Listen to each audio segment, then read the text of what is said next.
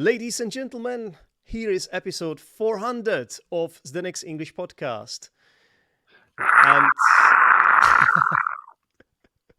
by the way, this is a podcast, as I said, but there is also a video on my YouTube channel, on Teacher Zdenek YouTube channel. And because I did not want to celebrate the 400th episode of Zdenek's English podcast alone, I decided to invite a VIP guest to mark the occasion appropriately. What VIP guest could it be, I hear you asking? Well, it could only be you, Luke. Oh, thank you.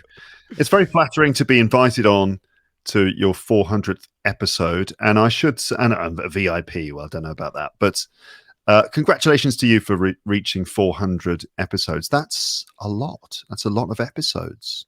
Thank well you, Luke. done for getting this far and for sticking with it all this time. It's not as many as you, but that will always be hard unless you take a break. So you have to take a break for me to catch up with you. How many episodes do you do? Any idea how many you do in a year?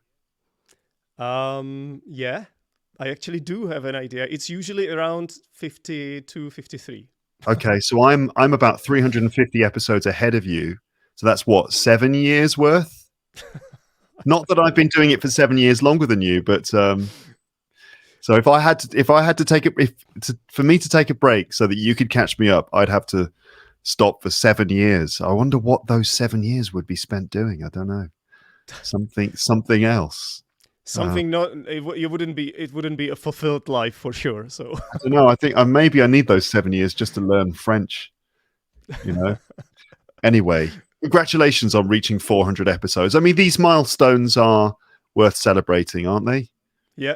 Sometimes it gives some sort of pressure to us, but you know what? I mean, you're right. Let's do it.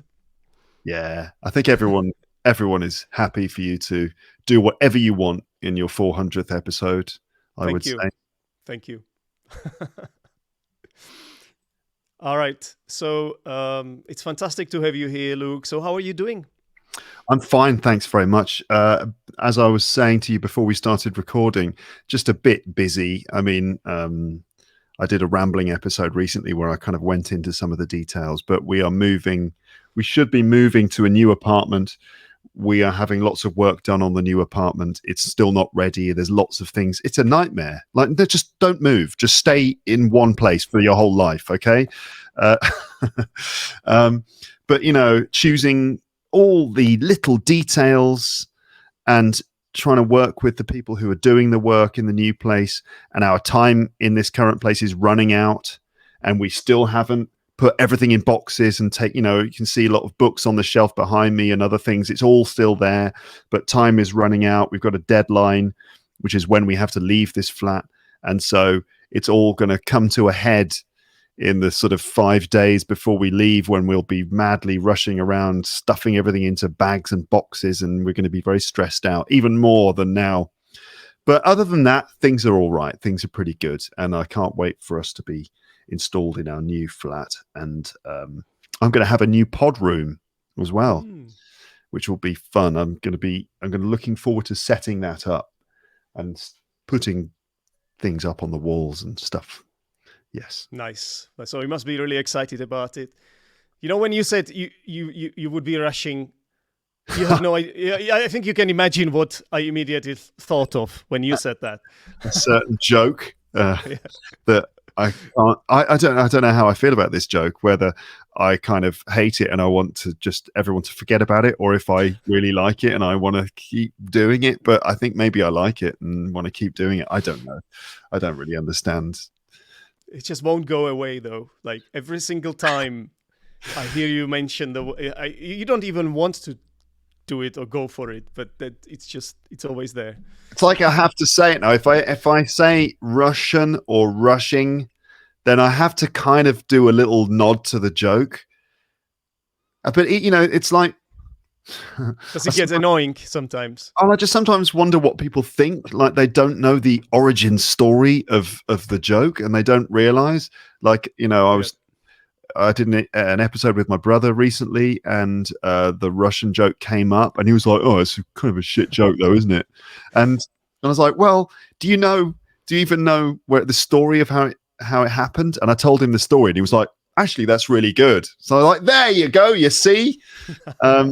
So it's just it's just like a miscommunication thing where people, doing a podcast, you probably know yourself, where you say something in a few episodes, but then there's a lot of people who haven't heard you say that or tell that story, that the background story or the context of a thing, and people just misunderstand it, and they maybe leave a comment which shows, oh, you didn't listen to the end of this particular episode, did you? So you've got no idea what you're talking about.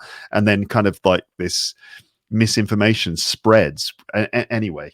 I find that you often sort of go back to it and explain it. You sort of want to make sure that the new listeners are in the picture. Whereas me, I always most of the time, I just assume everybody has heard my episodes before, and maybe you are doing it in the right way, actually. I don't know. The thing is that there's like, there's always going to be like a large section of people who have heard a lot of your older episodes and who know all the reference points all the things you refer to. That's quite a large section of the audience. But then another, maybe equally large section of the audience haven't heard that stuff, and they're quite new. So you kind of think, oh God, what do I do? Because, I'm always, if it was a classroom, if I was in a classroom as a teacher and like half the students understood something and the other half didn't, I would feel obliged to make sure that other half understood what was going on, because you always want to unite everyone. You want everyone to be on the same page, working together on the same wavelength. You don't want divisions in your class. It just makes things much too difficult, and everyone sort of suffers as a result when people don't really, people are at different levels of understanding. You want to try and bring everyone together. So that's kind of the motivation behind explaining things again and again.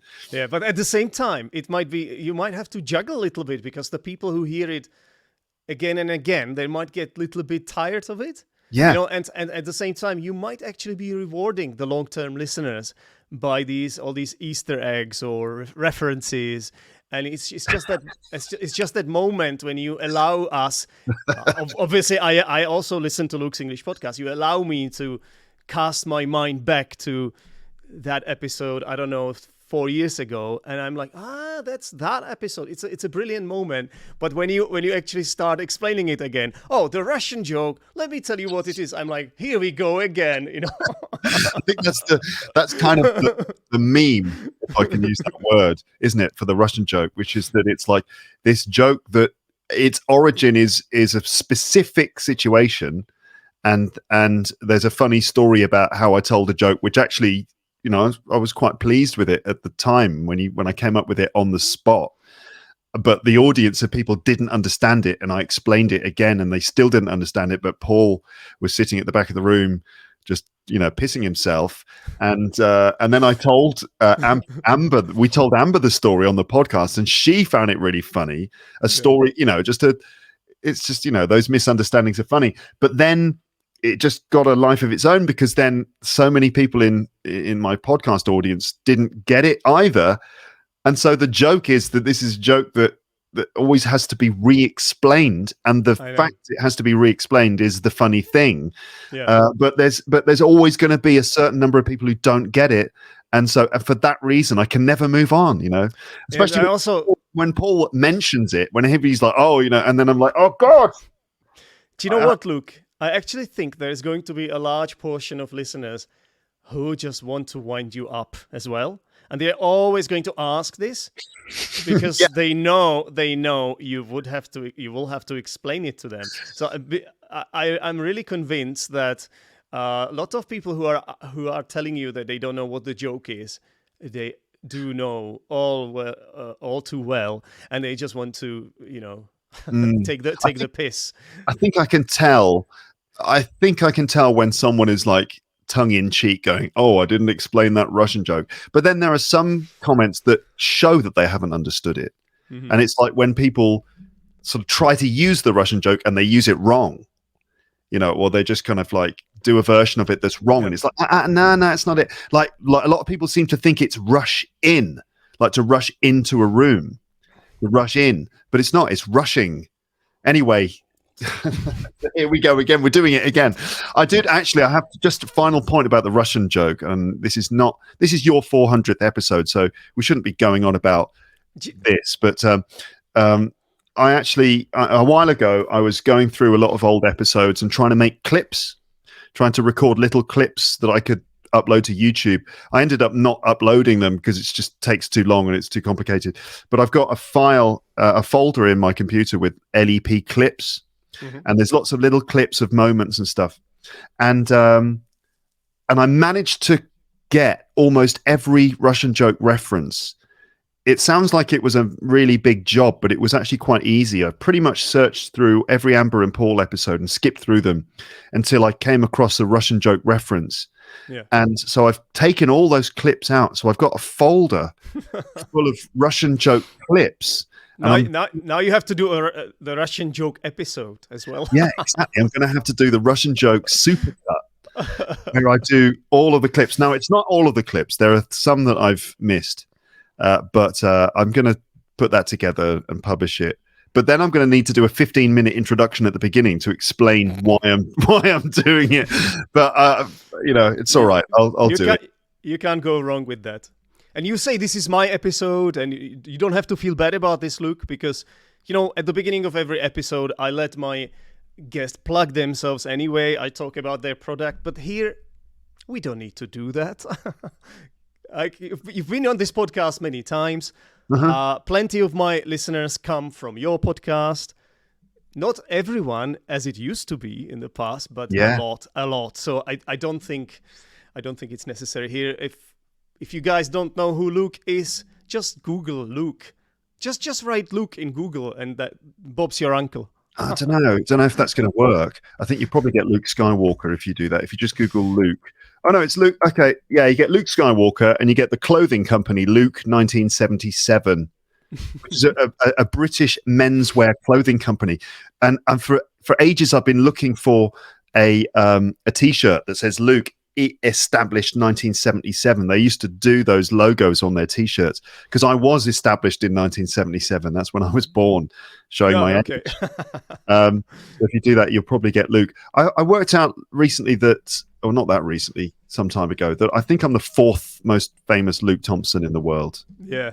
There are a couple of rugby players, a country musician, and there's a movie star. I think I've talked about this before. There's a movie star who was in Dunkirk, an extra or a background actor in Dunkirk. So he's another famous. But I think I am technically more famous than him, even if he's been in Dunkirk. So I'm the fourth most famous Luke Thompson in the world. Well, I think it's good enough. And also, unlike some other of these famous people, you're still alive, I guess. I guess they are. Some of them might be already dead. So the thing is, you still have a lot of time ahead of you. So who says this is where this ends? You might. Maybe one day I will be the third most famous Luke in the world. Yeah, that would need another episode on itself, Luke. So thank you very much once again for being here. And do you know what? I have prepared a quiz for us. Mm-hmm. And it's a quiz that sort of celebrates the impact and the influence your podcast, Luke's English podcast, has had over the years on my podcast, on Zdenek's English podcast. Now, you know this, because when I started the podcast, I did ask you if I could start my own podcast and if I could name it Zdenek's English podcast, which seemed kind of as if I was ripping you off or something, at the time. And also the format was quite similar, so you know all the story behind it, yeah? I do. I remember actually when I got your message and checked out some of the content that you'd already made, because you did some stuff before you decided to launch Zdenek's English podcast officially. And I remember where I was in a classroom at one of the schools I was working at. And I think I had a no-show. I think the student hadn't turned up, which is just like the greatest thing for a teacher, by the way. We love teaching, right? Yeah, but when you have a class, it's maybe a one-to-one lesson and the student doesn't turn up, it's a no-show. It's like, I just get some time to do some other things, to answer emails and stuff. So I got your email and I remember listening to your stuff. So yeah, Zdenek's English podcast, sort of inspired by Luke's English podcast. You know, my wife thinks I shouldn't have allowed you to do that. Do you know that? No, you never told me. Why? Don't know, because she thinks that, you know, that I should try and maintain the uniqueness of my brand name or something. But you know, I've told her no, it's fine. So I'll have to have a word with your wife then. Yeah, maybe. Yeah. Okay, I see. You've actually surprised me with this. Well, yeah. Well, you know, but it's right. It's fine. It's part of marriage. So you don't always see eye to eye on everything, and you know, when you're married, you have opinions about what the other person is doing. That's all normal, and but it doesn't matter. It's fine because as Zdenek's English podcast, I mean, I remember at the time I was thinking, yeah, this could be cool. You know, everyone could have their own podcast and they could all call it their own, you know, all the learners of English and could have their own podcast. It's a great idea. And why not let them call it, you know, Zdenek's English podcast or Guillaume's English podcast or whatever it is. So, you know, I like that idea. Do you know what? I think your wife, she's thinking business terms, business mind. But you are a teacher. You're a teacher, so for you, you must be actually kind of proud that there are people who start their own podcast inspired by you and who use this as a tool to improve their own English, which was how it originally started. When I started my podcast, I never thought of it as something that could one day make me some money. Not that it is making any money now, but you know what I mean. At least I have some people that support me, some patrons. Yes, but. Well, we will get to that later because I've got some questions about this. We had better. I should just say, you're right. My wife is a lot more business minded than me. Yeah. It's just like maybe one of the things about our marriage that kind of makes it work is that like I deal with certain things and she deals with certain things, and we kind of, you know, have complementary skills and viewpoints. So I'm thankful to my wife for being that way because I need that kind of influence in my life, just in case she's watching, you know. Hello, darling. Right. Hello too. I have always had a lot of respect for you, Luke's wife. Now I'm like, she didn't want me to have my own podcast, so I don't know how I feel about you now. But I'm sure your own podcast.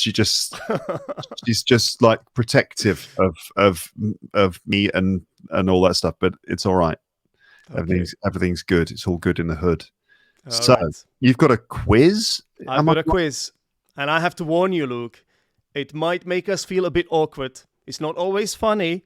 It's more like informative. It's like it goes through the history of Zdenek's English podcast. And it's a bit self-indulgent and also glorification alert. When I say glorification, I mean justified glorification of your podcast. And really, I'm going to be flattered again here. I hope so. I mean, you deserve it. You know, like we should always acknowledge this. Like, I mean, I'm sure your own podcast has been inspired by something, right? It's not like it came out of nowhere completely. Yeah, definitely. Yeah, I took inspiration from. I was thinking about this the other day. Would you like me to say? Of course. I may have said it already, but there are a few other podcasts. I could probably name 3.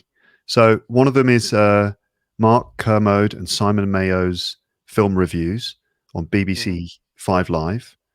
Yeah. I don't know exactly what it was, but it was just one of the very early podcasts I listened to, and I just loved the personal and warm atmosphere that came from it. The other one was the Adam and Joe show that used to be on BBC 6 Music and was also a podcast. Adam Buxton and Joe Cornish. And again, similar thing. I just like the camaraderie between them and the way they made it personal. And the third one is WTF with Mark Maron. And that was also very personalized. And he shared a lot of his personal life. I mean, I don't do it as much as him, but also loved his interviewing style and the way he just goes with the flow. And he's a very good listener. And I always thought, I'd love to be able to have conversations like he does on my podcast. So I don't know if it's anything like those 3, but those are the sort of inspirations that kind of helped me to imagine what I would do. Well, it's bloody difficult to come up with something completely new, like out of nowhere. Where even like if anything you're creating, really, a song, a game, there's always going to be some sort of inspiration because how do you get these ideas? You get these ideas by you consuming some kind of culture, yeah, and then even if you don't want it, it's going to end up being influenced. We can talk about this more because I've got one of the questions here from the quiz is kind of about this. So it's 10 questions, Luke, and yeah, I'll give you options if you need them. So you think you're ready? I'm ready. Absolutely. Okay. I was born ready for this quiz. So for anyone who is not watching this, I'm going to be putting up the questions on screen as well. So here is question number 1. What was the first episode of Luke's English podcast Zdenek heard? So I wonder if you remember this. I do remember this. Yes, I remember you telling me, and it's stuck in my head. So it's episode 40, which was called Feeling Ill, I think. Phrasal verbs and idioms for health and being ill. Health and feeling ill, yeah. Health and feeling ill. Phrasal verbs and idioms, phrasal verbs and vocabulary. Episode 40, yeah. Mm-hmm. That's the one where I had a cold while I was recording the episode. And so I sort of was speaking a bit like this. I thought, shall I do this? Because I've got a bit of a sore throat and my voice is a bit rough. And then I thought, yeah, I should definitely do this because that's the whole theme of the episode. And yeah, I like that episode. I did quite a lot of work to prepare for it, prepared a lot of vocab and recorded a little jingle for it about feeling ill, a little rap about being ill and having a cold. And at the time, it was the rhyme was something like, I'm sick, I'm under the weather, but in a few days I'm going to feel better. I went to the doctor. He said, what was it? Everything's fine, Luke. Don't worry. You haven't got swine flu. Something like that. And those are the days, that was 2009, I think. And that's when swine flu. Remember remember the good days when swine flu was a problem? And there was also a bird flu and... Yeah. Different types of flu, bird flu, swine flu. It's like, oh, if only we could have swine flu again. Please bring back swine flu. So much. It's like a nice flu, isn't it, compared to flipping COVID-19. Exactly. Yeah. Sorry, I mentioned COVID. Oh, how on earth did you manage to do that? just don't bring up the B word. Do you know when the COVID started? I started recording mini interviews with a lot of different people because I thought it was funny. I thought it was cool at the time, and then. Well, there's this kind of like this zeitgeisty thing, COVID, that everyone's talking about, like a trendy topic. Yeah. All over in a few months, but Yeah, nope. And now I'm like, oh my god. No, you can't. No, you can't be flippant about it. No. Unfortunately. I wasn't flippant about it. It was more like I just wanted to explore that topic. But now it feels like, oh my god, how could I even do that? Because everybody grew tired of the whole thing, right? Right.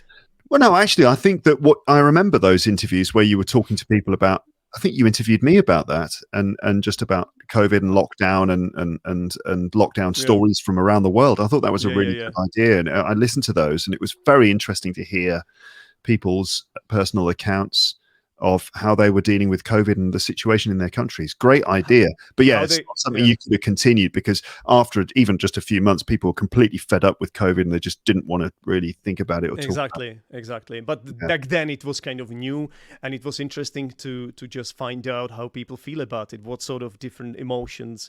There was like a spectrum of emotions. Some people were feeling brave about it. Some people were curious. Other people were afraid. And that was interesting in itself, right? Just to explore the spectrum of emotions. But now it's like, you can't do it now, you know. Well, I mean, I don't know. You could, but people might be less interested in getting more commentary about that now. Yeah. I don't think at the time it was very interesting and quite helpful as well to feel like you weren't alone, to know that everyone in the world is kind of like going through a similar experience. I think that was quite a nice thing, actually. Exactly. So I was going to give you options for this question number 1, but no need for that. No need. My options were episode 125, the Pink Gorilla story. You could test on the numbers. Okay, episode 20. I could just test you on your on the knowledge of your own podcast. Yeah. So what's episode 29? It's the mystery story, narrative tenses. Exactly. Maybe the most popular, one of the most popular episodes. Maybe one of the most visited pages on my website. That one. Yeah. I'm not surprised. So, question number 2. How long did it take Zdenek to start his own podcast from the moment he discovered Luke's English podcast? So what would be your initial guess? I think it's 3 years. I think that I started in 2009 and is it 3 years? I started in April 2009, and as far as I'm aware, you started yours in 2012, but it might be 2013. I remember the school where I was working when I got that message from you saying I'd like to do this.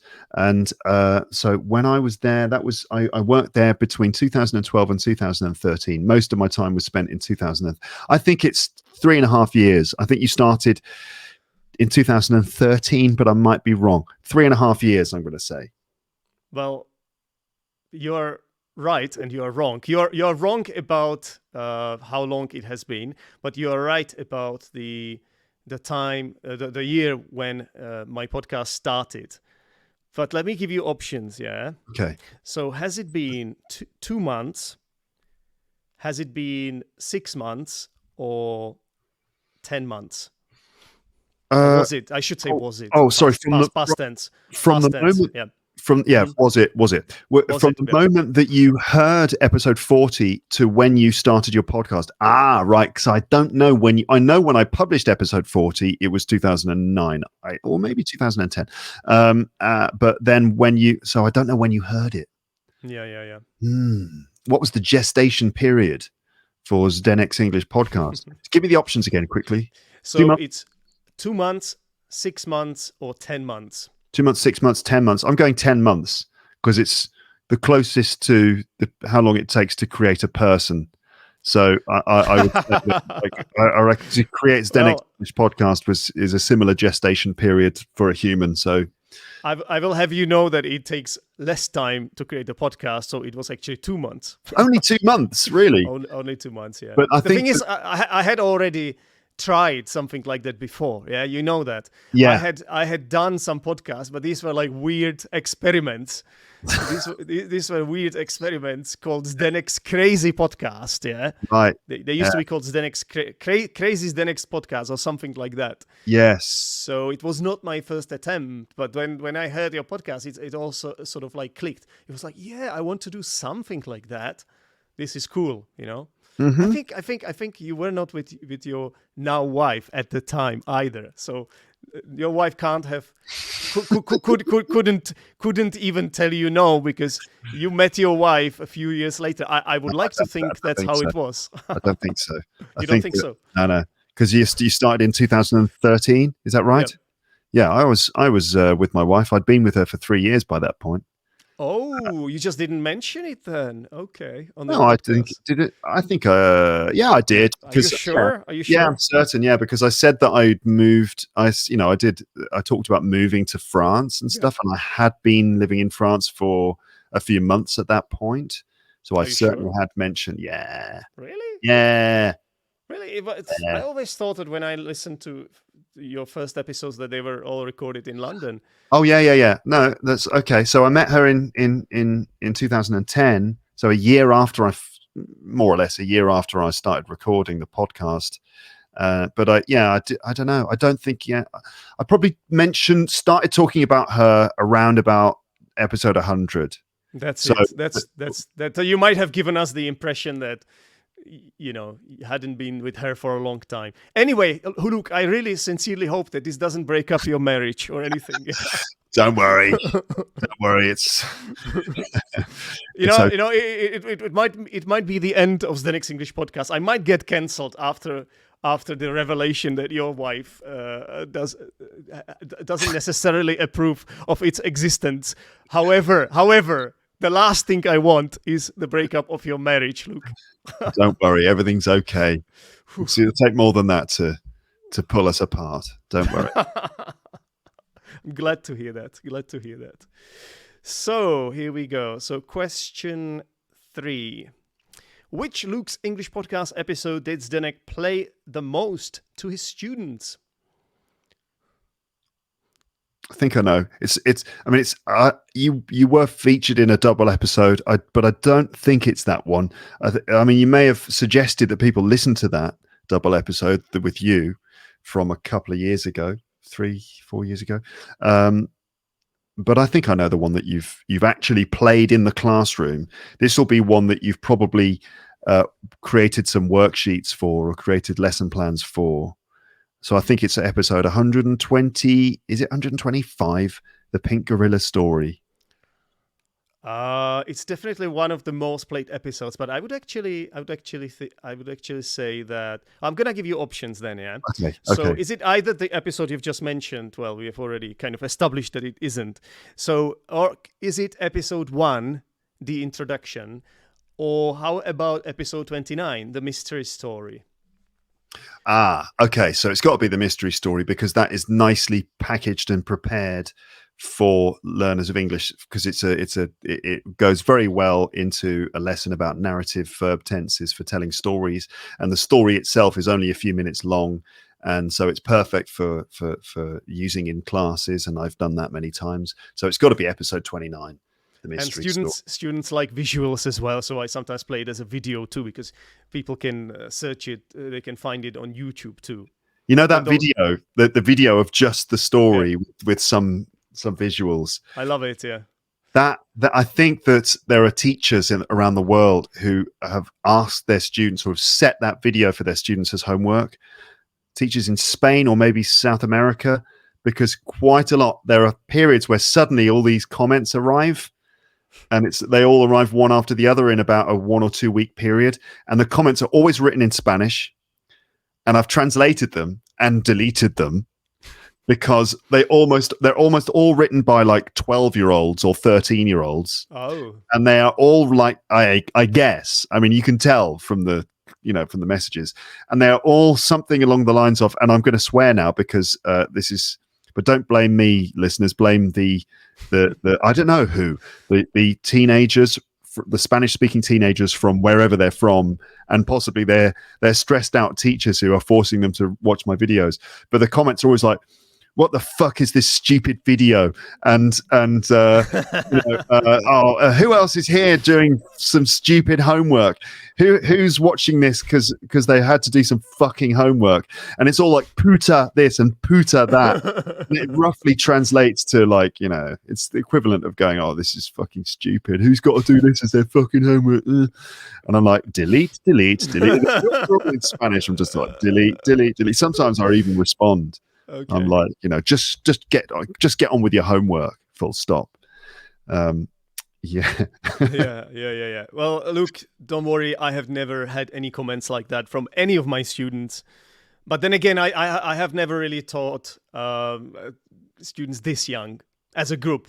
I may have taught some individual students, but not as a group. So they might just be. I suppose like the most of the students who do those lessons, they're fine with it, but then there are just some kids from probably like quite rough schools who just don't want to do anything if it's in English, and so they end up writing these comments. It's quite funny too.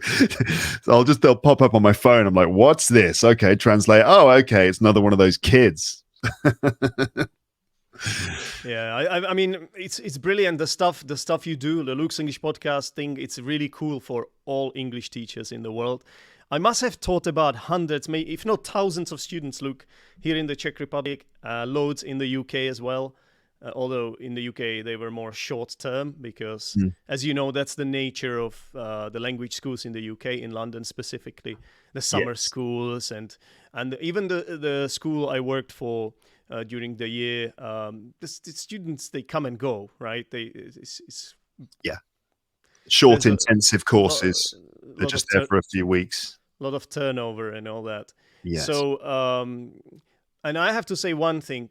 Not a single student didn't hear the word Luke's English podcast from me. Thank you. Thanks for that. No, really. Thanks for. I mean, I'm not saying it. I'm not saying it for you to be grateful or anything. No.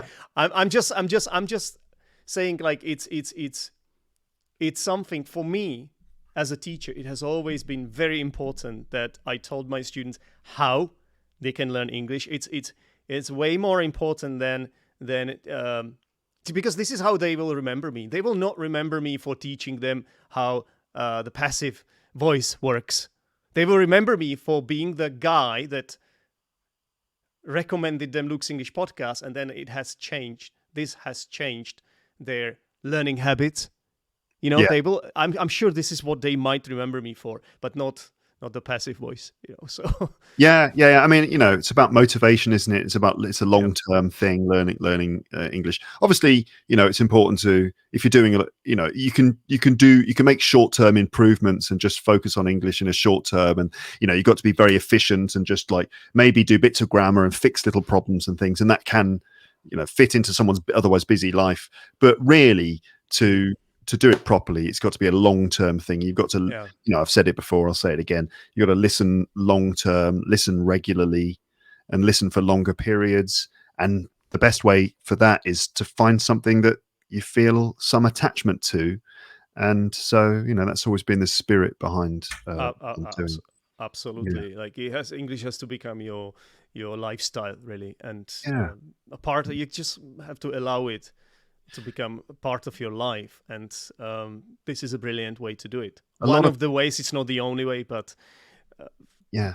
I mean, as a teacher, you can spend a lot of time and effort trying to persuade your students to do things. And how do you persuade them? The typical thing is to tell them, well, English will give you great advantages in your life and blah, blah, blah.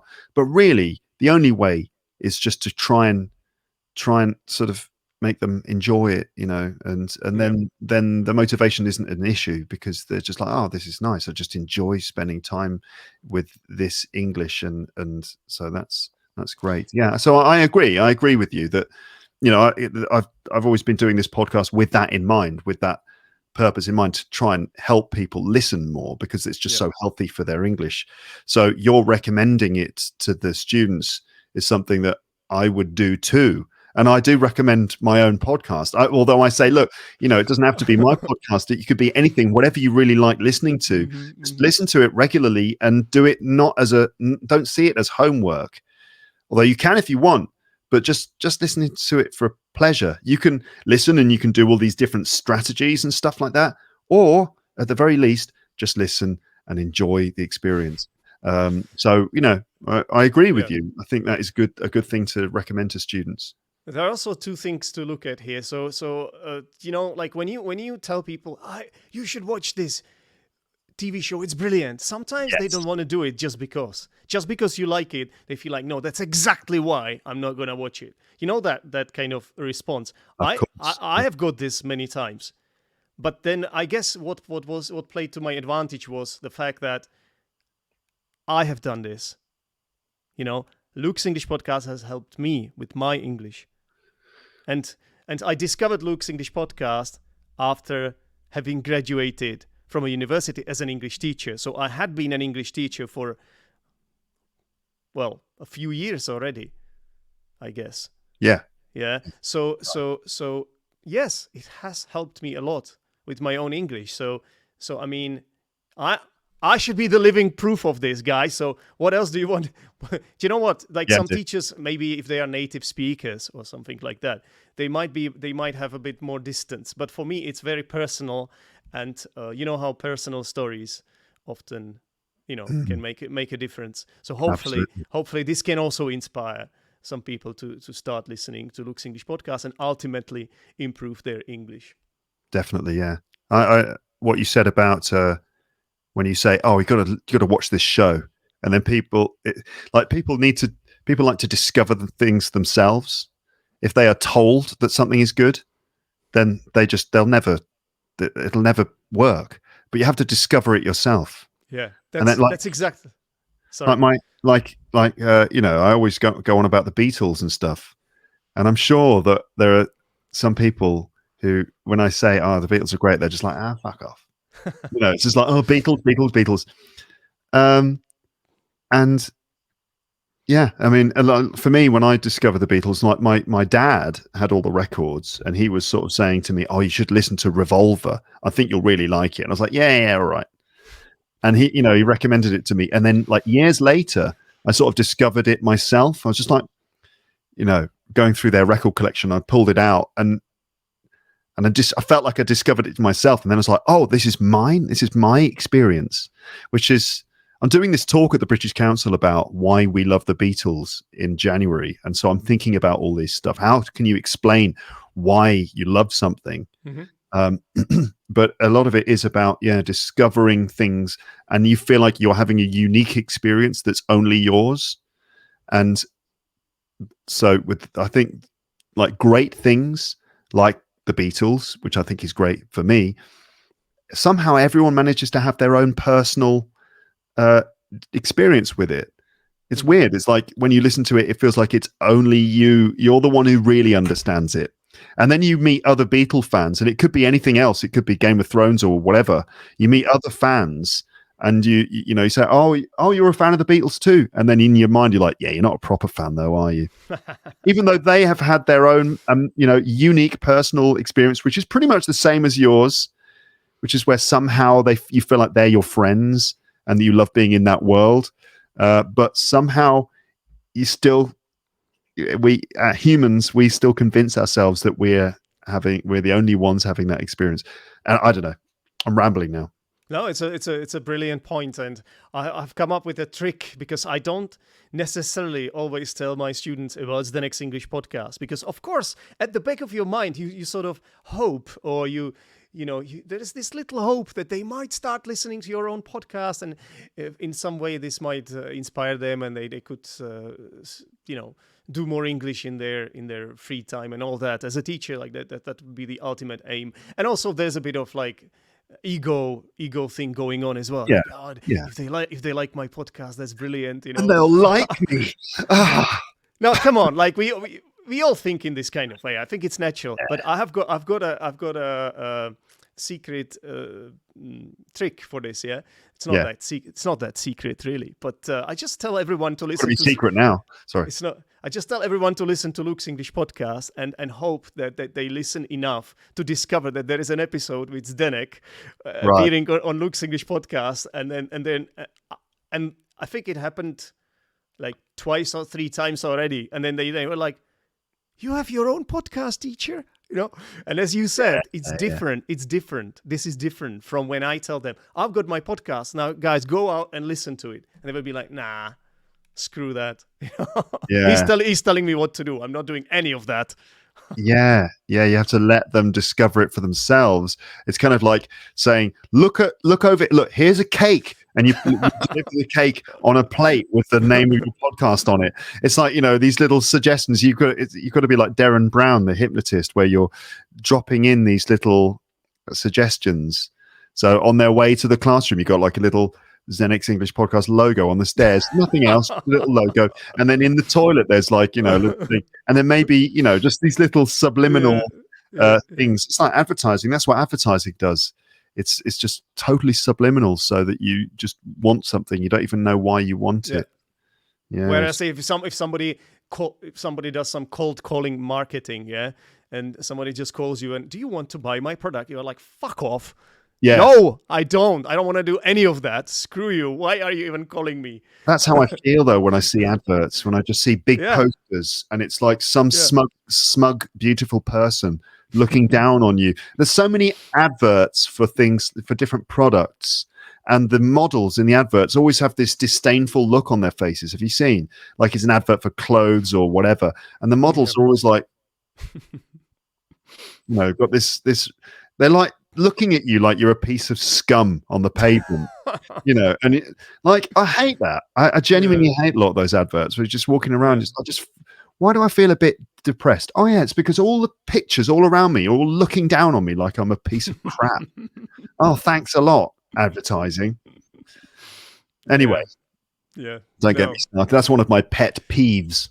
The what advertising does to your state of mind without you even realizing it. You where you live in Poddybrady, you have a cycle ride to work, don't you? And you cycle through a forest. That must you used to. I used to, because now, now I'm working I'm a freelancer now, so it's kind of work from home, really. So I don't cycle that much anymore. But I think the reason you're mentioning it, because back in the day you recorded an episode which was you sort of came up with a competition, a photo competition, and the idea was that the listeners would send you a photo of themselves listening to your podcast, and there would have to be something in the photo that would sort of make it obvious that they are listening to a podcast, ideally your podcast, right? Yes. And so I sent in my competition entry, and I took a photo of myself riding a bike, so with the handlebars, and with the like it was in the forest. So I think you ended up remembering that. Yeah, but I for some reason I've heard you refer to that as well in the past, but it just made me think it must have been quite nice to be able to ride through quite a sort of rural area with trees and nature, although it looked pretty cold, and if it rains, it's probably a nightmare. But whereas for me, living in a city, I just get it's so intense, like the stimulation, the every single thing that's going on, and all the advertising and stuff. It starts to get a bit much after a while. But anyway. What I will say, Luke, is that the grass is always greener on the other side. Yes. And when I'm in London, I want to go back here. And when I'm here, I want to go back to London. So right now I'm in a position where I really want to go back to London again. Yeah, it's just the way it is. Like, you always want something you don't have. Yes. That's at least how it works with me. So recently, I've always valued meditation. I've always thought it was good. And there have been times in my life when I've done it. But recently it's kind of come back to me, how useful it is, and that sort of thing. The grass is always greener, and being in that state where you're like, I wish I was somewhere else. It would be better if I was somewhere else. Meditation helps you to stop and just appreciate little things around you, and you realize that it doesn't matter where you are.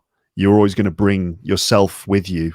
So if you travel in order to escape something, or you travel because you're not happy, be careful, because you're going to bring your own problems with you. So meditation is good because it makes you stop and just pause everything, and enjoy even little details like this. Just looking up at the shape of a cloud. It really, really calms your mind. It's very healthy. As long as I can listen to Luke's English podcast while I meditate, I might start thinking about this too. Yes, indeed. All right. What did Zdenek struggle with the most during his first years of podcasting? So I wonder if you can guess this. This might be harder without options, but what did you struggle with?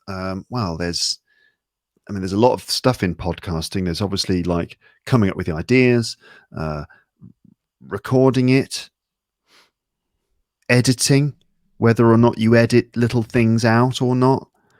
Then there's the recording equipment, all that stuff, the technical side. Then there's the publishing, which podcast host are you going to use, the marketing of it, getting people to know about it, and that, and this and that. I'm going to say editing, because what can happen is if you start to get self-conscious about yourself, I didn't need to say the self part there again, did I? If you start to get self-conscious, you don't need to say about yourself. If you start to get self-conscious, you can start editing things out, and you start thinking, oh no, I don't like the way I said that, or I said too much, or I'm saying too much, or whatever, and you start to get a bit awkward about it, and you want to control those things and edit those out. So I'm going to say you struggled with accepting your faults in your speaking and deciding whether or not to keep them in or not, or whether you should be scripting things or speaking spontaneously, something like that. What are the options? I've just realized if I give you the options, now that means that one of the options, which is more or less what you've just described, is is ruled out because of that. But I'm gonna give you the options anyway. Oh, okay. So, Okay. so was it his English, his confidence, his guilt of copying Luke? So his confidence, that would be the self-consciousness thing. Yeah. And I suppose in a way, all three of these options might have been a little bit of a struggle, but I still believe one of them was the most prominent one. So I'm going to read them again. His English, his confidence, or guilt of copying Luke. So we're gonna get rid of his confidence because you've just said that's although that's partially true, that's not the actual option. Do you know what? Because I feel like it's natural. Like whenever you do something new, yeah, it's gonna take you time until you really internalize it, until you become one with the one with the force. Yeah. Okay, so it's either your English or your guilt about copying Luke's English podcasts.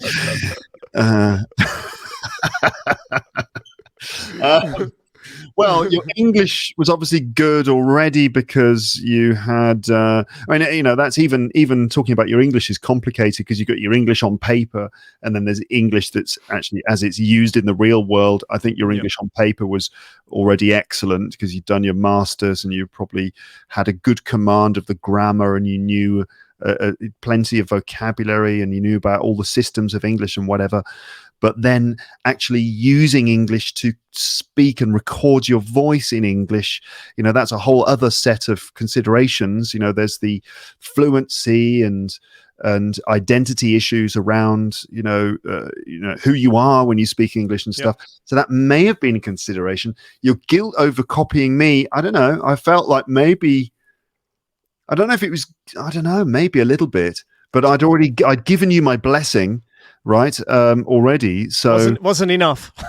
That still wasn't enough. So I don't know. I'm saying both. I think maybe you struggled with converting your academic English to real life English a little bit. You think I believe this is all natural.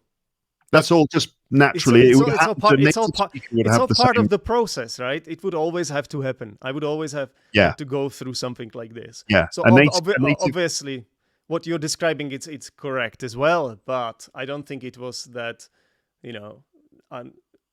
unusual or something. Yeah, I mean, as I was saying, a native speaker would probably go through the same kinds of things, like. Exactly. Like a teacher who's kind of like fairly new in their career, who's from England, who started doing a podcast for whatever reason, they would probably struggle with like, oh, how do I put this? Or I'm not fluent enough. So so it's not that. So it's the guilt over copying me. That's the answer. Then we've narrowed it down to because just the proof is really in the pudding. I mean, in the early episodes, because how many times have I mentioned your name and your podcast? Because I felt so guilty. So I was like, I need to give something back, So I kept saying in a guilty way often. I hope I don't sound too similar to Luke, and Luke is brilliant, and Luke's English podcast, this and that, So my first episodes were really, I was trying to search for my own identity with the podcast. I'm glad. Do you think you found it, Zdenek? Do you reckon it took a few years. It took a few years. Yeah, 3-4 years maybe. Yeah, and then I started feeling more like I'm owning the podcast. Yeah. So, but it did take some time because it really. I think the main reason for this was because when I discovered your podcast, Luke, I hadn't really listened to any other podcasts, and the first few years, the only podcast I really listened to was Luke's English podcast. And rightly so, of course. It's the only podcast. Never mind other podcasts. Well, that's part of it too, because there were not that many good podcasts that existed back then. But also, I just think I didn't know better. And that doesn't sound good, but do you know what I mean? Like no, that doesn't sound good. I know what you mean. I know what you mean. You know what I mean? Because this world is so rich, and if only I had explored it more, and if only I had looked online. Who would you have discovered though if you had explored it more? It's more about me listening to something that's connected to my interests and Yeah. things I love. Yeah. So I would have listened to football podcasts from the get-go. I would have listened to podcasts related to my favorite TV show, which I started doing later on. Yeah. But your podcast was the one that sort of introduced me into this world of podcasts and podcasting as well. But that means it was hard for me to sort of get away from your influence, because I didn't know anyone else. If that makes any sense. Yeah, it does make sense. Yeah. So obviously, I wonder if you're the only one. I'm sure you're not, to be honest, that's sort of discovered podcasting through my podcast, because, well, I started early.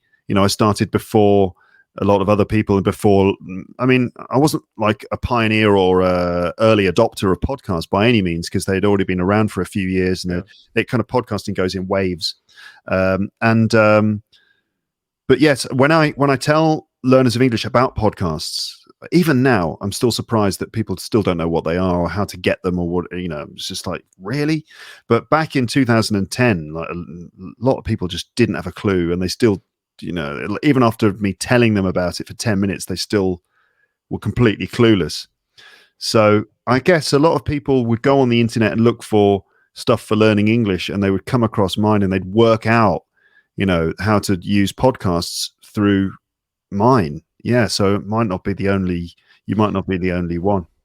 The thing is, like you say, you were not the pioneer, but for me, you were. You see, because it's about how you do the podcast. So most of the podcasts, and you said this yourself many times on Luke's English podcast, most of the podcasts, when at the time you started, were all scripted and felt unnatural, and also they might have been a little bit patronizing too.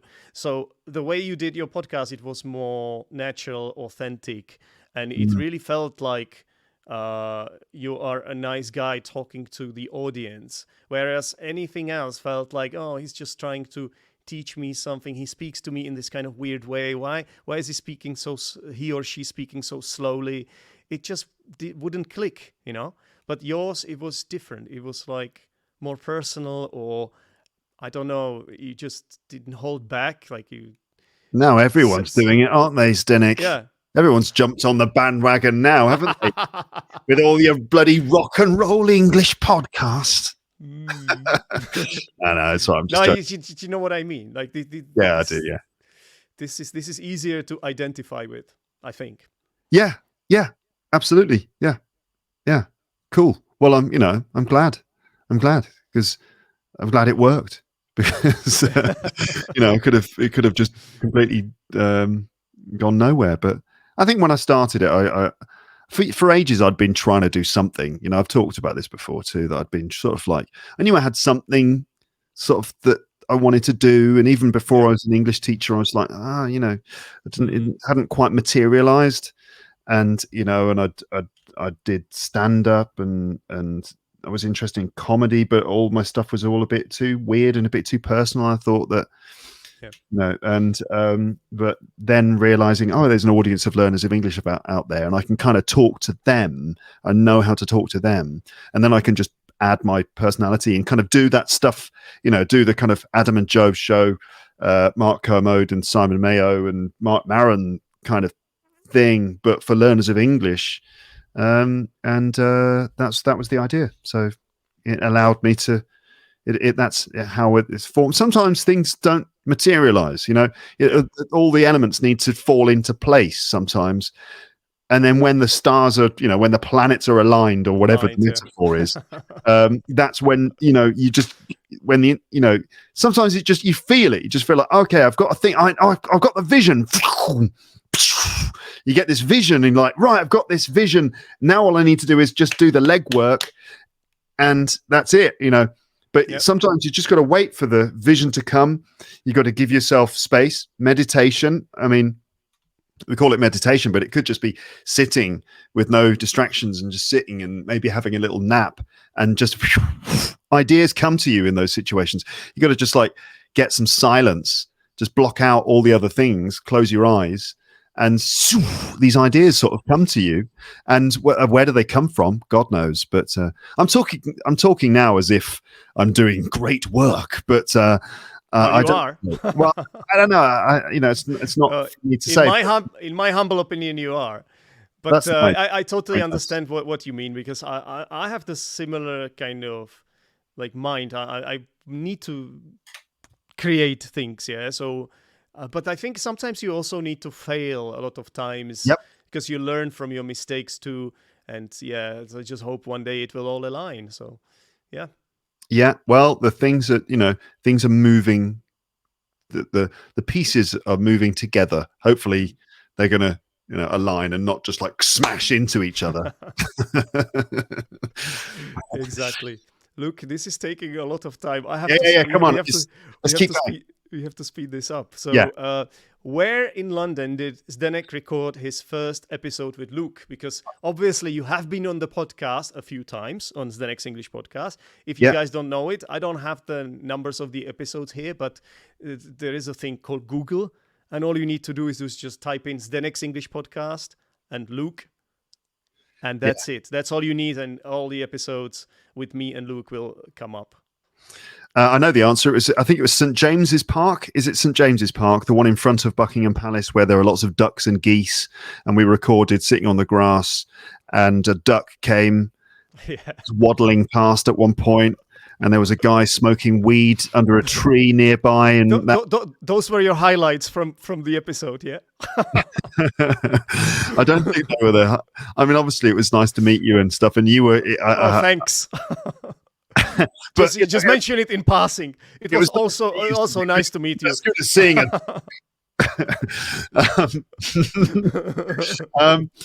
But you were a bit nervous, and you had your audio recorder, and you kind of like just switched it on, and you didn't even feel like you could do an introduction or anything. You just kind of shoved it in my face, which I totally understand. I totally understand, because it's a bit weird for me to talk about this in a sense, because if I talk about people that when I'm that I'm starstruck when I meet, then it's sort of, I don't feel like I'm one of those people. But I've met people before and have been unable to string a sentence together, and like the famous one is when I met Eddie Izzard, the comedian, who was I just love his work, and I was standing next to him, been to a dinner with him and a few other people, and I ended up next to him, and I was just like, right, Luke, this is your chance to tell him how great you think he is. And I was like, I used to listen to all your CDs. I used to live in Japan, and I didn't have a TV, and I used to have your CDs, and I used to just like lie down and just listen to your CDs and over and over again, and then I sort of leaned in. I said, you're in my head now.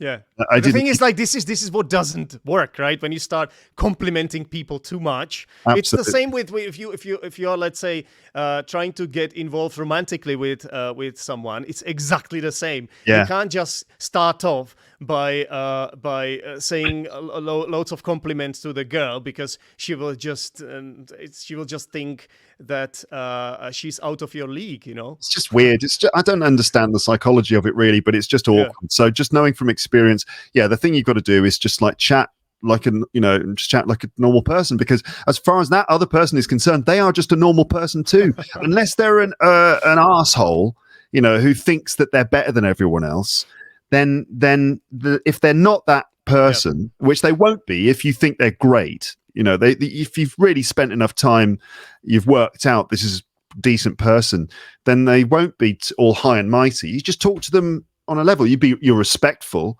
Exactly. Be respectful and stuff, and maybe say a couple of words about what they mean to you. But as soon as you start doing this kind of like, oh, you're wonderful, then they're like, all right, this is just weird now. Please go away. So it doesn't work. Yeah. Instead, you have to be like my uncle when he met Paul McCartney in a shop, and he just went, Paul, what are you doing here? I just love that story so much. Because he was in a shop in England somewhere. I can't remember the town. It's a town near where Paul's got a studio, so he spends time in that area. And my uncle was just there. My uncle has this knack for just bumping into very famous people and just getting on with them. He's just, It's amazing. Like, he's all these musicians and stuff that he's met and people. And he was in the queue. It was an art shop, and they were in the queue, and there was something going on in front, like a credit card payment issue, or I don't know what it was. And he thought, oh, I recognize that voice. It's probably like, I've just got another card here. I'll just use this one. I was in the Beatles, something like that. Although he wouldn't have said I was in the Beatles. And my uncle's like, oh, I know that voice. And then the person turned round for whatever reason, and my uncle just went, Paul, what are you doing here? And Paul, who is amazing in these situations, just said, oh, I've just come down to buy some artwork. I've got this, and Paul was like, what are you doing here? To my uncle. And my uncle was like, because my uncle had his camera, and he was like, are you a photographer? Because Paul's wife, Linda, was a photographer, so obviously he's got an interest in that. And Nick was like, yeah, I'm a photographer. I take pictures of birds. I'm a bird watcher. And Paul was like, oh, I love birds, because this is one of Paul's things. He loves birds, and a lot of his songs are about birds. Well, they have birds in the title. And Nick started showing him the photos of the birds on his phone, on his camera, and one of them is the grey wagtail. He's like, oh, grey wagtail, and Paul's like, grey wagtail, that's my favourite bird. And we chat about the birds in his camera, and just like on a normal human level. So Nick wasn't like, oh my God, it's the great Paul McCartney. It was just, hello, Paul, how are you? Which is exactly the way you should do it. And if the person is a reasonable, nice person, then they should respond to that quite well. Otherwise they'll be like, oh, who are you, scumbag?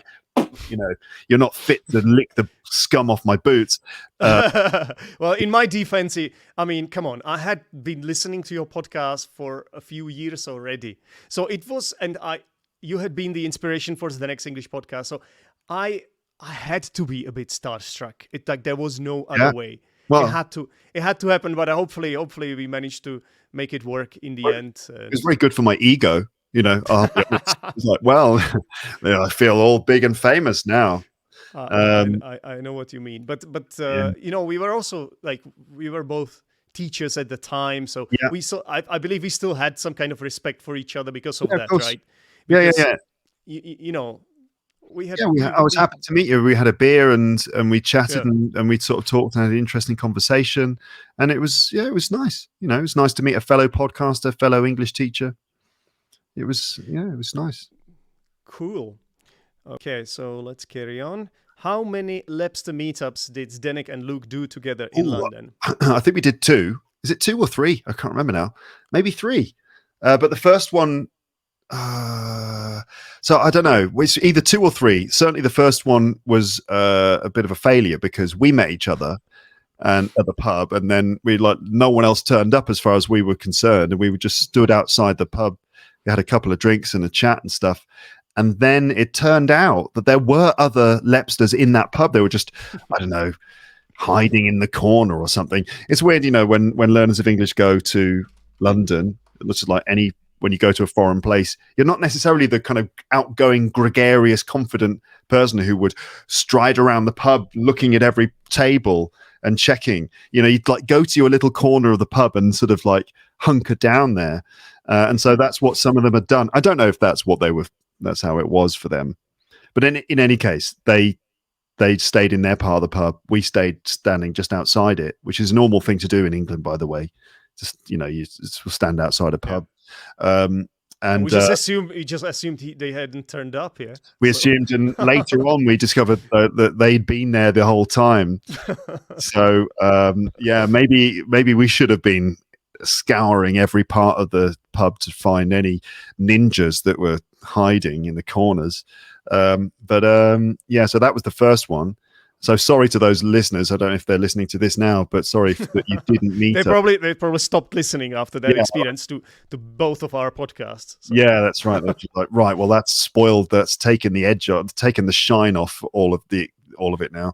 And then several others, and one of them where I'd lost my voice. Yeah. And it's like, hello, everybody. Thanks for coming to the meetup. And everyone's like, who is this? Who is this person? That's not Luke, is it? It doesn't look like he does in that video that he did in 2009. 16 Ways to Say I Like It. Is that the same person? It's sort of he looks a bit like Luka Modric, so maybe it is him, but he's got a weird voice. There's like, who's kidnapped Luke and replaced him with this imposter? So everyone was I don't know if everyone was a bit freaked out or what, but it was nice. And I think I did another one. We did another one like that too, I think. Yeah. Yeah, but that one, you had voice, actually. The one we did later, that you were with your usual voice, so everybody knew it was you. But I'm not sure. Actually, I'm not sure about this, Luke. So my options were 1, 2, or at least 3. I think it's 3. I think it might have been even 4, because I remember that there were some with your brother as well. I think right? 2. I did 2. My brother joined me twice, as a bodyguard. Yeah. Needed someone else to come with me just in case there was one crazed Lepster. You never know. A crazed Lepster with a big bag who wanted to like, now you will always be with me. That kind of thing. Like, nah, steady on. Yeah. At this point, I would also like to remind people that every single time we did this Lepster meetup, it was in London. And there were some episodes recorded too. So you will find it in the archive of Zdenek's English podcast.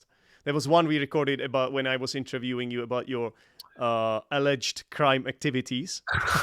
Yeah.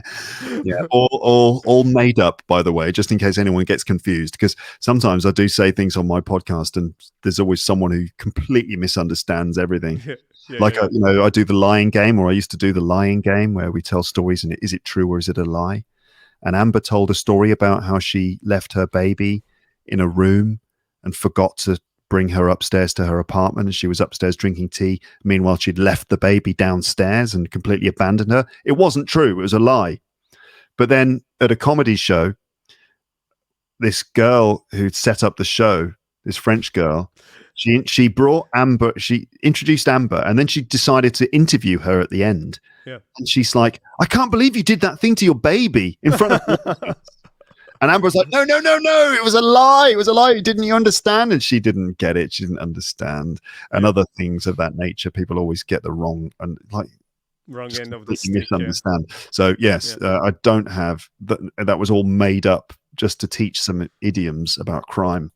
Exactly. Yep. Okay, so here we go. Question number 7. What were the numbers of the Luke's English podcast double episodes Zdenek appeared in? I really struggled constructing this question, by the way. I couldn't. For some reason, I couldn't make it work. Yeah, no, I think you've done all right there. Yeah, in the end, yeah. I feel like I know. It's 500 and something, isn't it? Okay, so the options where I was going to give you were 450 and 451, 569 and 570. Or 612 and 613. For some reason, 500 and something comes to mind. Bloody hell, I've done a lot of episodes, haven't I? Jesus. Sometimes I think, what do people think? Like, a podcast for learners of English. Have a look at this. 750 episodes. No, thanks. Too much. I'm out. I don't know. Some people write to me saying, I started listening to your episodes a year ago, and I've just finished. Like, what? You listen to 750 episodes in 12 months? Is that like 3 episodes? It's like you just constantly listening for about a year. I think it's 569 and 570. And you would be right. Yeah. Oh, wow. Nice one. Okay. So that was obviously a big moment for me. Thank you for inviting me, by the way. It was one of the best moments of my life, really. And do you know what?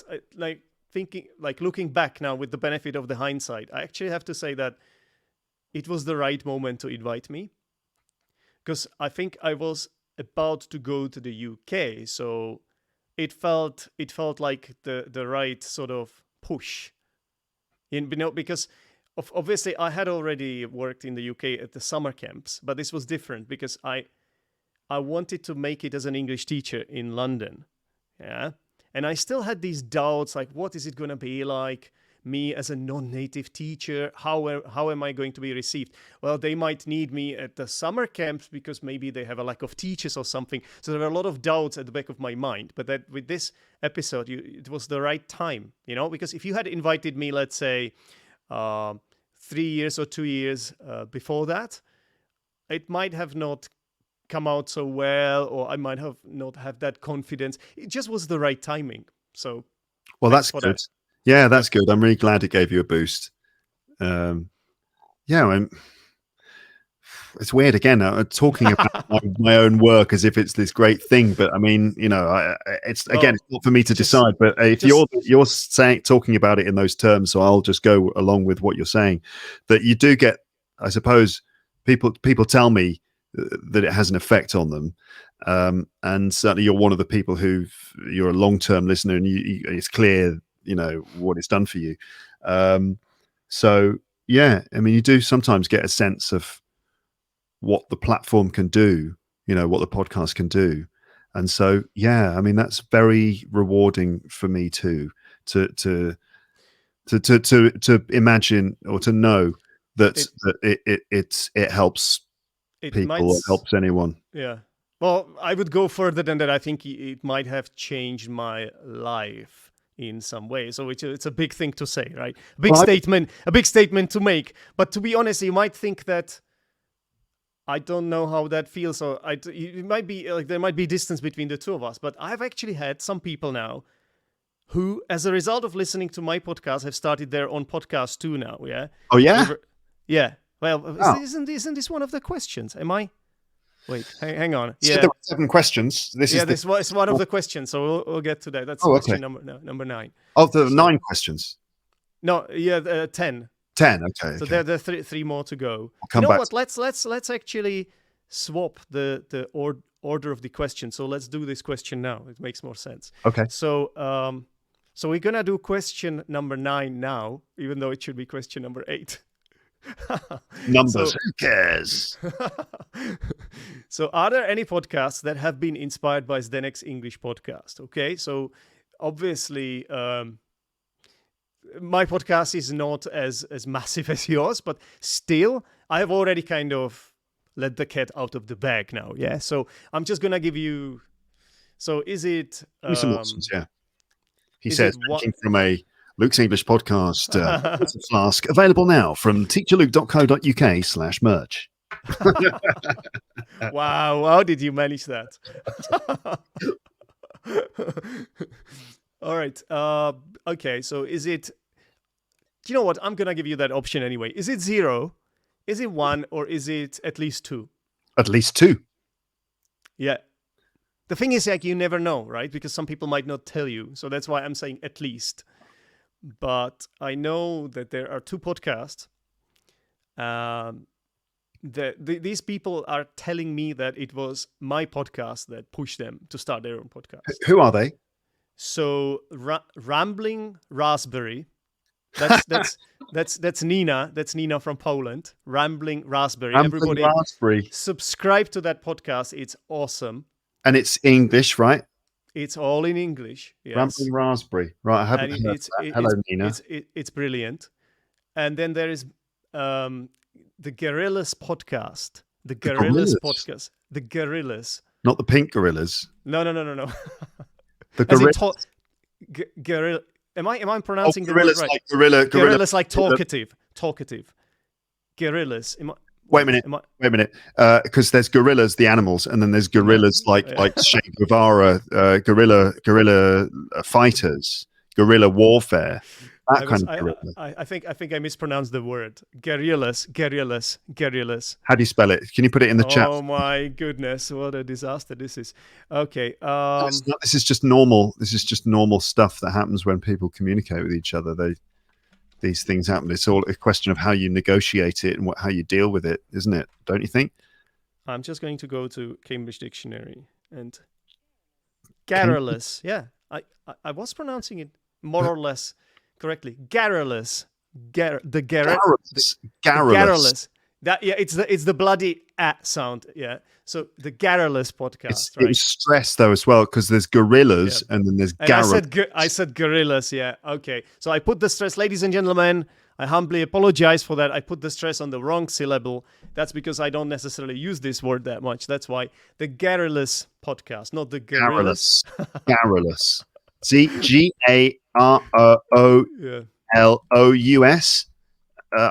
See, now I'm going to reveal if that's not how you spell garrulous, but Garrulous,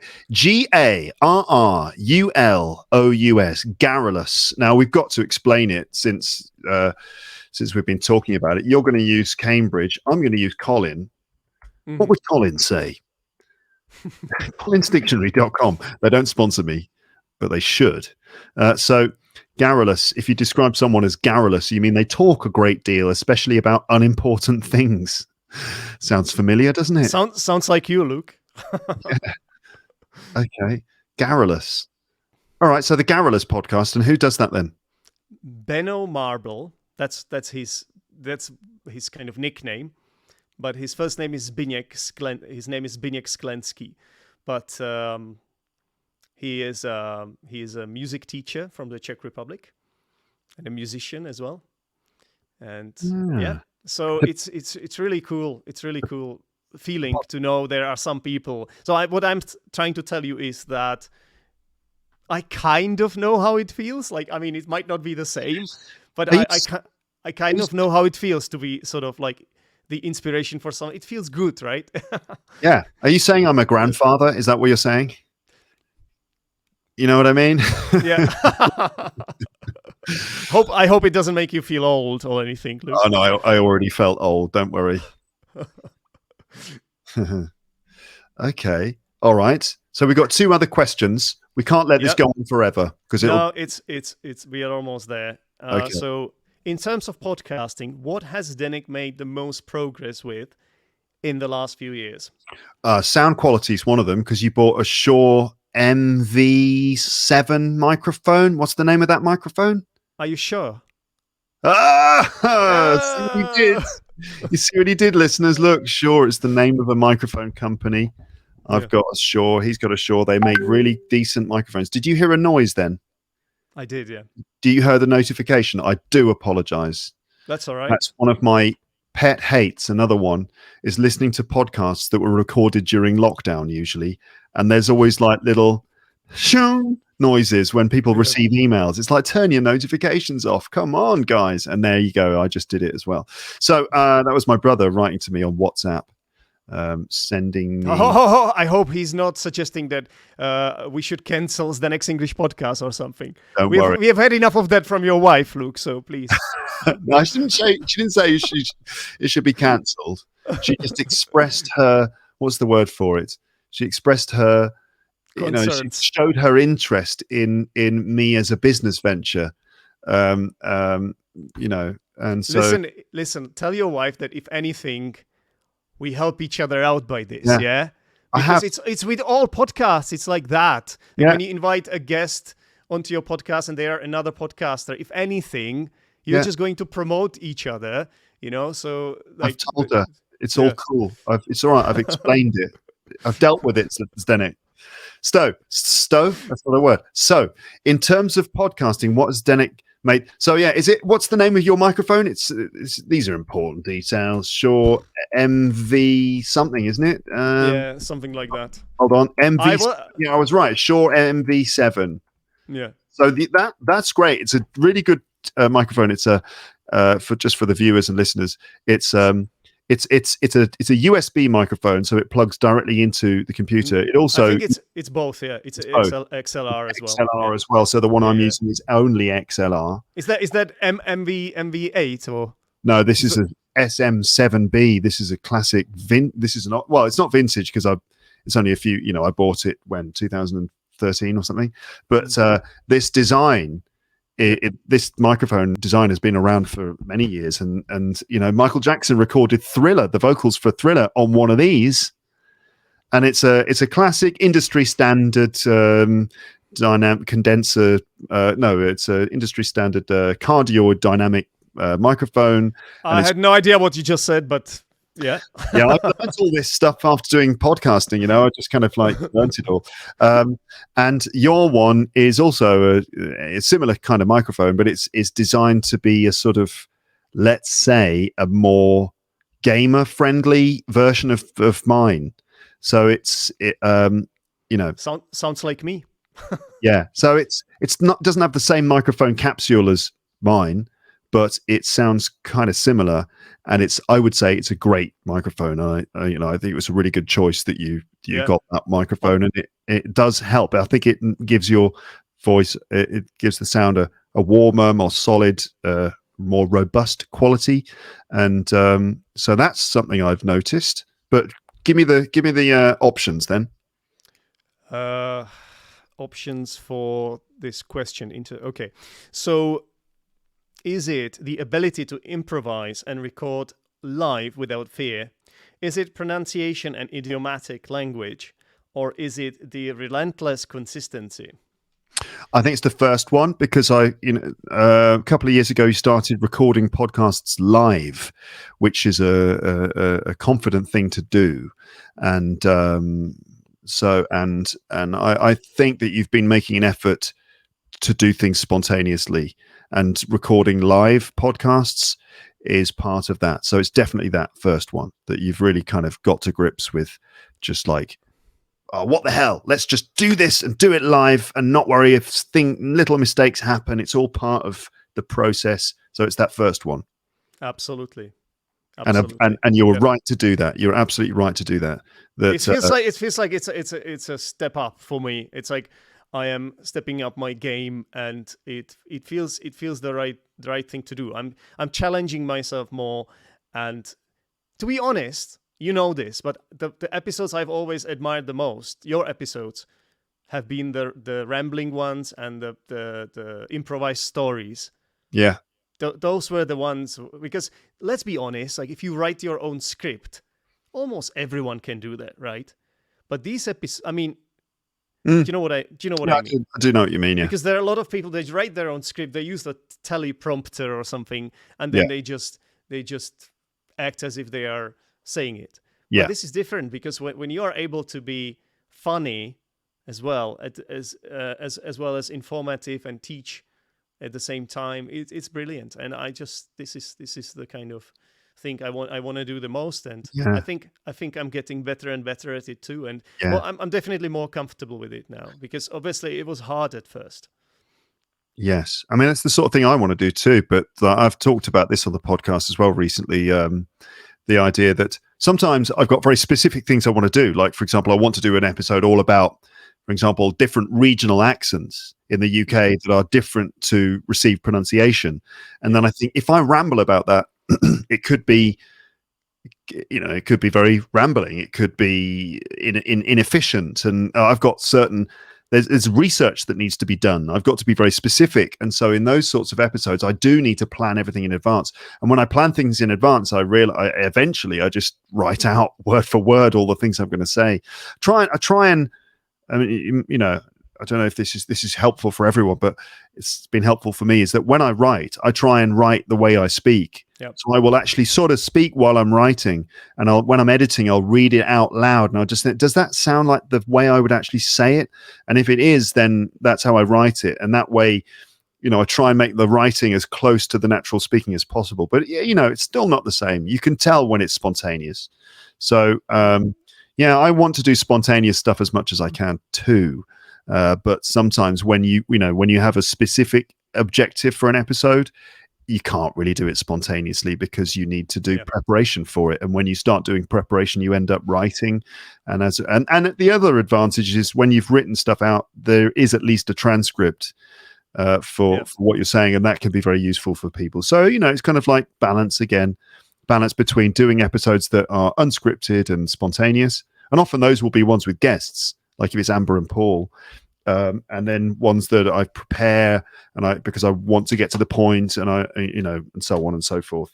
So it's about balance. But I agree, it's a really good skill to practice, though, speaking spontaneously. And I encourage any learners of English to do that. If they've got presentations to do, try and prepare the presentation by saying it spontaneously over and over and over again until you finally get it right. And then it'll all be loaded in your head and in your mouth, and you just need to go out and do it. So spontaneous speech is a skill which must be developed. Yes. Do you know what? As a teacher, I think I'm shifting towards what's called dogma method. I'm sure you're familiar with it, and it's just closer to my heart these days. This is the thing that I like the most, and what's even more important, it's the students respond to it really well. It's not like they're telling me, Zdenek, you should prepare your lessons more. Zdenek, where's your lesson plan?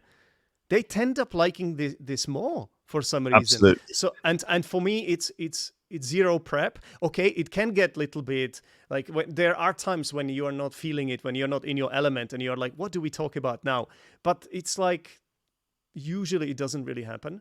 So once you are experienced enough, you need to know how to teach, right? All the ins and outs of the how you should teach, and obviously you have to have a good knowledge of the English language as such, the systems, the pronunciation, the phonology, the syntax, everything, grammar. So that helps, yeah. Experience is really important in those situations when you're teaching, because when you're a new teacher, you don't have any experience to call upon, and so you could be really stuck. So you desperately need material. You desperately need to prepare in advance. Otherwise, you just get to a point where you're like, I can't do this. I don't know what to do. I don't know what to do now. But after a certain number of years, and you've done enough teaching, and you've done your delta and whatever, and you've kind of, been through it. You've been through it many times. You can pretty much just go in with nothing and make it up as you go along. But you're doing it in a very focused kind of way. And that doesn't just mean talking, obviously, because I really don't want to give that impression that it's just about talking to the students, but it's about listening to them and responding to them and coming up with activities on the spot. Yeah, coming up with like little activities. So maybe vocab on the board, and then what can you do with all that vocab? Maybe if you're using technology, you can play with it and stuff. But knowing how to come up with activities on the spot. But yes, being in the moment again. Yeah. Is a really good place to be, and responding to things naturally in the moment is very important. Again, meditation, that's all about just stopping and trying to live in the moment for a little bit. Yeah. Yes. For me, it just feels more natural, because then I can deal with the mistakes the students are making. I don't know if you have noticed, but I started doing even YouTube lives. Yeah, that's great. With real students, and I'm if anything, I'm really proud of this, because it feels like it's not. Again, I have seen it somewhere else, I have to be honest with you. But the way I do it, it feels like it's my thing, yeah? I have to say, right, this is interesting, because the tables are turned a little bit here. Having seen a couple of those things, I have to say, I already wanted to do that, but then didn't. And then you're doing it, and I'm like, damn. Honestly, I kind of thought, damn, he did it first. That's a compliment. Since I'm not married, I'm not going to ask my wife for permission. If didn't ask her for permission, I just told her, right? And she said, "Oh, she knows about trademark and design, copyright and stuff." It's okay, Luke. You can do it. You can do it. Well, I could do that too. Yeah. All right. Well, I'll give you a shout out if I do that. I don't know how I would do it, but sometimes I consider recording my English lessons in the classroom, but I think legally I shouldn't, because anyway. No, the thing is like obviously now as a freelancer, what you have to do, you have to look for your own students. Yeah. So I'm trying to learn some basics of marketing. I'm still quite rubbish at it, but I'm learning some stuff. Yeah. So for example, I use LinkedIn, which is a great network to find people. And there have been some people asking me for lessons now. Yeah. And what I do is like, maybe they are first asking me like, what sort of methodology do I use, how expensive it is, and so on and so forth. But what I can always do now is to just send them over to my YouTube, which is brilliant, and they either like it or not, So Yeah. it's half job done, and I love this. So it's working really well. And I've also this is connected to the next English podcast as well, because the lessons that I teach on YouTube Lives, it's every Wednesday at, I believe, 7 p.m. Central European time. That's 6 p.m. UK time. Although it's 7 p.m. French time, that's where you are based. Yes. It's also 7 p.m. dinner time in my house, which generally means I'm sitting there trying to stop my daughter spilling water all over the table and that sort of thing. Yeah, just to finish my point, these lessons are with Zdenek's English podcast patrons. So it's like an extra perk that I give to my patrons. Yeah, Very nice. And I think it's really cool. And all these students are brilliant. By the way, they have a very high level English, and it's fantastic. It's working quite well. I do like, first we have a conversation about anything. There's no plan. There's no plan whatsoever. It's just I just come to the lesson and I don't know what we're gonna end up talking about, and then we talk about something. Often it feels like it's nothing, but it's not. You know what I mean? Like I totally know what you mean. Yes. Yeah. and then the second part is like the feedback. We just do feedback. Yeah. Which then leads on to many things, right? I do the same thing in my lessons. Feedback is great. Yeah, that's what you can do. That's kind of like the foundation of a dogma lesson, is that you start by just having a natural conversation. You start, hi, how are you today? And you see where things go. And some students will go along with you, and other students won't. And with the other students who won't, you're like, why don't you want to have a normal, natural conversation with me? Do you not understand how conversations work? And sometimes they don't, because they think that learning English is like studying maths. Yeah. And it's just like, no, you're here to just teach me. No, I'm here to help you communicate in English, and then you bring them out of themselves. Absolutely. And anyway, whatever direction you go, and then you then go into language feedback, which takes you into either vocab or grammar or pronunciation, and then you, on the back of that, you improvise other little things, exercises for them to practice the grammar, vocab, or pronunciation that has come out of it. It's just brilliant. It works really well, I have to say. I'm quite proud of this. Yeah, it's something you can do later when you've got the experience and the confidence in your teaching skills, and you've been through it a number of times, and you know what you should be doing. Yeah. There's just one thing, because I know it's also live and it's YouTube. Yeah. Sometimes I feel the need to sort of entertain people, and it's at the expense of the. So it's my lessons in private would be a little bit different, because I think I would let my students talk much more than I do in these live shows. You can check this out yourself, listeners. Yeah, it's on my YouTube, on Teacher Zdenek YouTube channel. But it goes back to the answer to this question. So definitely the improvisation and the ability to just create nothing, create something out of nothing. I should do that more. I've got to do. You're very good at it, Luke. So you should. You definitely should. Just final point on that is that I feel like I should do more improvised stories. It's been a while since I did one. There was a period when I was doing them all the time, but it was also the period when I had sort of felt like I had nothing to lose, which was liberating. It meant that I felt much more liberated and able to do it. These days, I feel like pressure. Is there pressure? Do you feel like there's more pressure? It's pressure in the sense that I guess I've got a larger audience because the podcast has been growing over the years.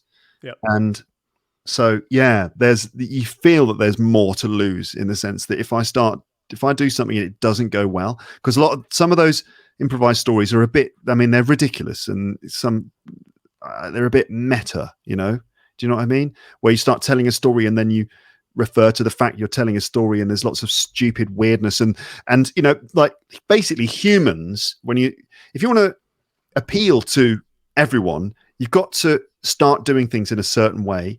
And humans like, en masse, they like a beginning, a middle, and an end, a conclusion to a story, a character arc, and things that are not too rude or too weird and too challenging. You know what I mean? So, like, for example, an episode I did recently on the podcast is called "The Mountain." Right, and that one is a short story I found online on a website, and it's not the sort of thing I would normally do. If I came up with a story, it wouldn't be that story. But I told the story and I did it on YouTube, and it's been a hit on YouTube. Right, the numbers are going up and up and up even now. But it's, as I said, it's not necessarily the sort of thing I would do. It's one of the reasons it's a hit is because I was very disciplined about that one. I didn't ramble at all at the beginning. I just kind of got straight to the point. Even 3 minutes was too long for an introduction. I kind of got into the story. The story is quite efficient and short and simple, with a sentence on, each picture has got a different sentence on it. And then I explained it and broke it down. And it was like touching on certain universal things. Wasn't too weird, not too rambly, and as a result, it was a big hit. And so I know that if I want to maintain that kind of level, I can't necessarily start doing the weird niche stuff. But then again, who knows? There's only, the only reason I've managed to get to where I am is because I did all those things. And so they worked then. Why wouldn't they work now, They work for me more than anything, Luke. I'll tell you this. They do. And that also takes us to the last question. Yes, okay. What is the weirdest episode Zdenek has ever recorded? You did something recently called the Owl Story, but I haven't heard it, so I can't say if it's weird. But I think it's an improvised story in the vein of the kind of Pink Gorilla type thing. The thing is, I didn't set out to do it. That it wasn't even supposed to be a story. I don't think it is a story. It's more like a ramble about owls. It's really weird. It's really weird. But that's great. That's a good shout. That's actually a good shout. Do you know what, Luke? What? I was actually gonna give you different options, but now that you mentioned the owl episode, that's actually weirder than anything I've ever recorded. I have forgotten about that one. When I was creating this quiz, I thought I would give you the options: an episode about a rustling spider that woke me up in the middle of the night, an episode, an improvised story about a Sony recorder, an episode with a stranger Zdenek met on a train. So I've recorded all these episodes, and they were all weird in their own way. All great. To be honest, the one about the owl, it feels like one of the weirdest ones. So I'm going to give you this one. Okay. Can I ask you a bonus question? Of course.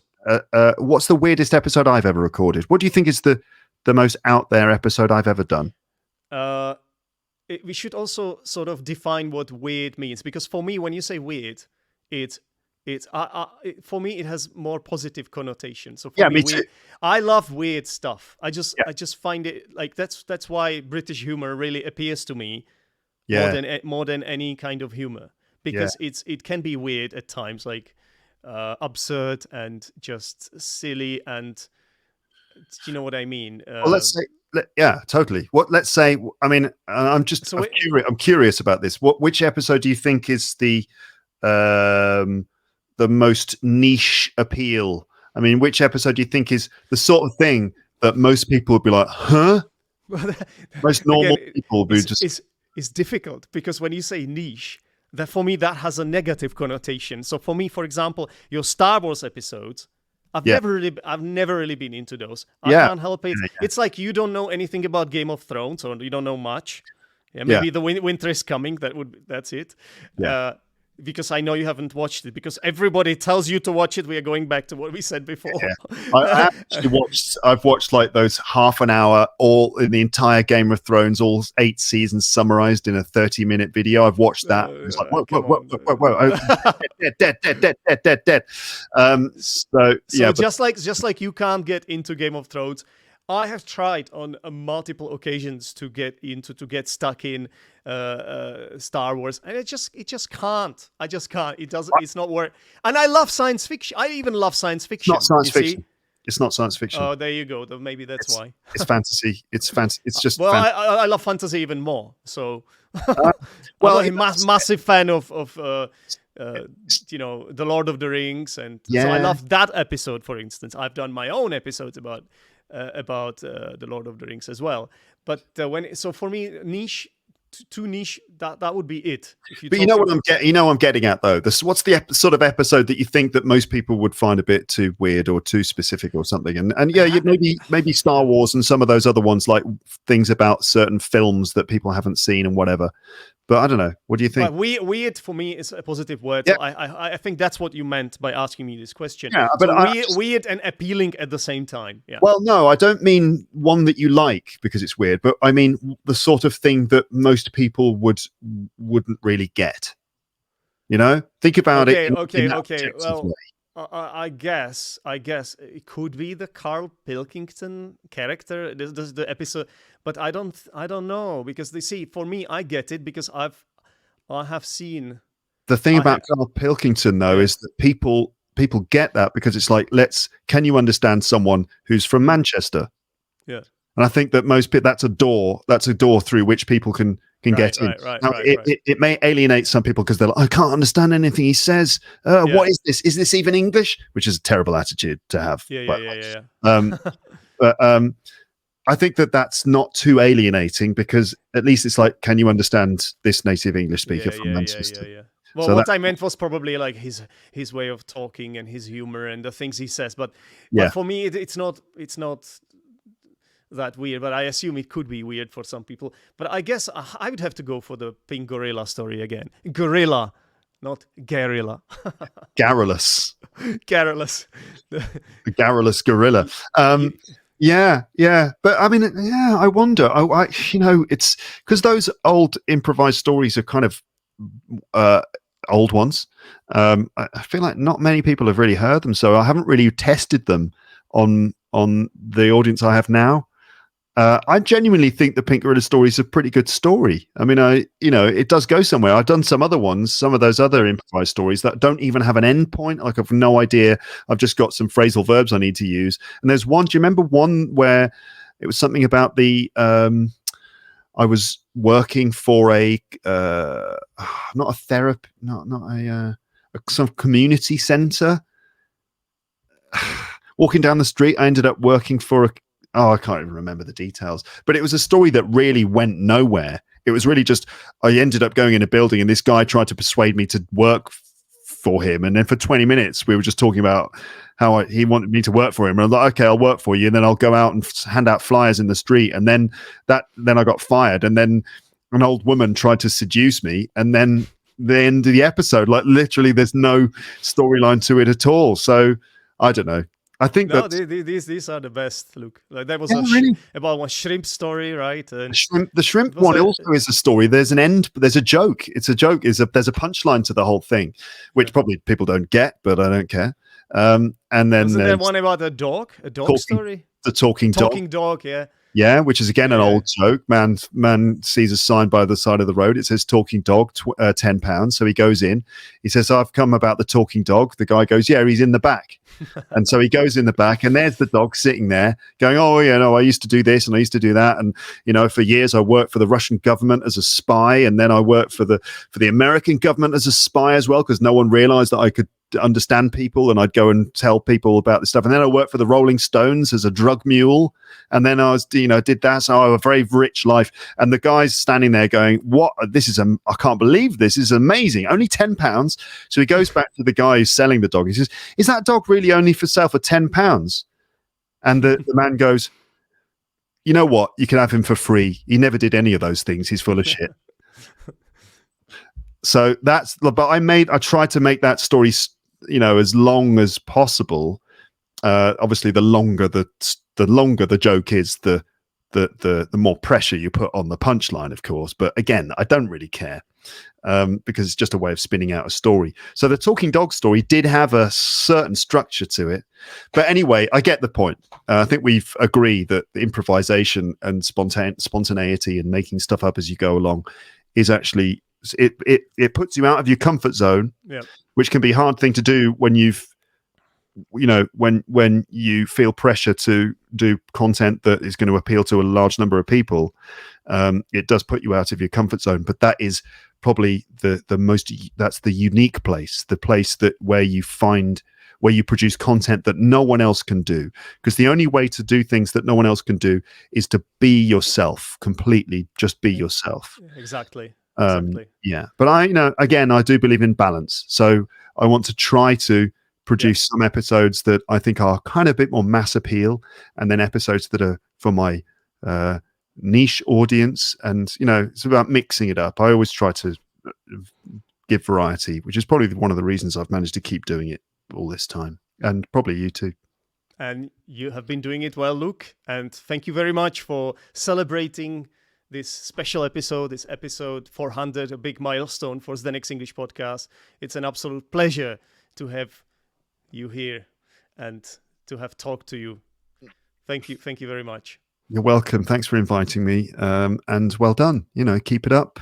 Keep up the good work. In French, they would say bonne continuation, which is a great thing about French. You can just say bon and then a thing. And that's great. Like you can, bon courage, which is like, keep up the good work, and bonne continuation, which is like, again, keep up the good work, I would say. Yeah, carry on, keep calm and carry on. Likewise, Luke, and say hi to your wife as well. I will. I will. Okay, mate. All right. Cheers. Cheers. Bye-bye. Bye, everyone. Bye.